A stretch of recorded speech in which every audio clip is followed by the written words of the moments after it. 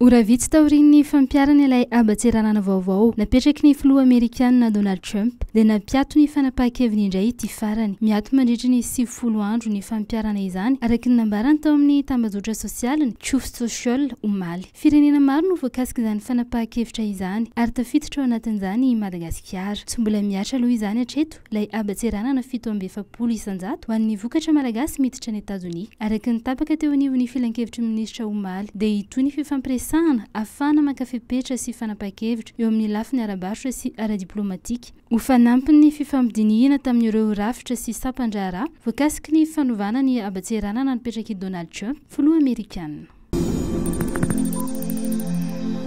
Ho fanomanana ny fahatongavan'ny filoham-pirenen'ny Slovenia Nataša Pirc-Musar eto Madagasikara dia nisy ny iraka nanao fitsidihana savaran'andro teto Madagasikara nametrahana ny mikasika izany fivahinianana eto izany. Ny 4 hatramin'ny 9 aprily no nanao izany fitsidihana izany ireo iraka ireo. Nisy ny fionana ho fanomanana izany niarahana tamin'ny delegasionina Slovene tamin'ireo tompon'andraikitry ny arifenitra teo anivon'ny fiadidinan'ny Repoblika, ny primatura sy ireo tompon'andraikitra eo anivon'ny ministeran'ny raharaham-bahiny.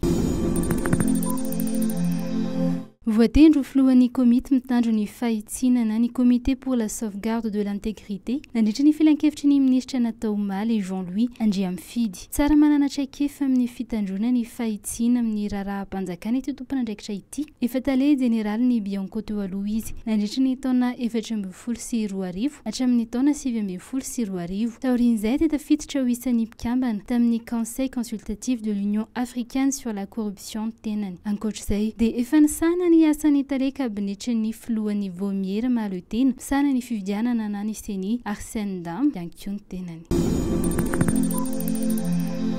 Miverina tanteraka ny fatapahan-jiro mifandimby eto amin'ny tambazotra iraisana Antananarivo. Farotra maro no iaran'izany izay manomboka amin'ny 12 ratoandro raha ny famoaham-baovao ny orinasa Jirama. Adiny 2 ny faharetana voalaza ao anatin'izany ka iodina ny fahatapahana. Raha ny fanazavana izay noentin'ity kompania mpamatsy herinaratra ity dia noho ny fidinan'ny famokarana ao an-dekareka sy ny olana ara-teknika eo amin'ny tobi-pamokarana ao Manjaka no mahatonga izany. Hiditra amin'ny fihodinana faharoa ny fiadiana ny amboaran'ny Madagasikara eo amin'ny taranja baolina kitra ny alahady izao. Lalao misa 20 no atao amin'izany izay ho lalaovana amin'ny kianja misa 10 manerana ny nosy. Mbola ireo kluba diviziona voalohany amin'ny ligue paritra midina no mandray anjara amin'izany. Ho an'ireo tarika 12 mandray anjara amin'ny fiadiana ny tompondakan'i Madagasikara na ny Pure Play Football League kosa dia tsy mbola miditra amin'ity dingana ity. Any amin'ny apahenina 12 ndalana izy ireo vao hiditra an-tsehatra.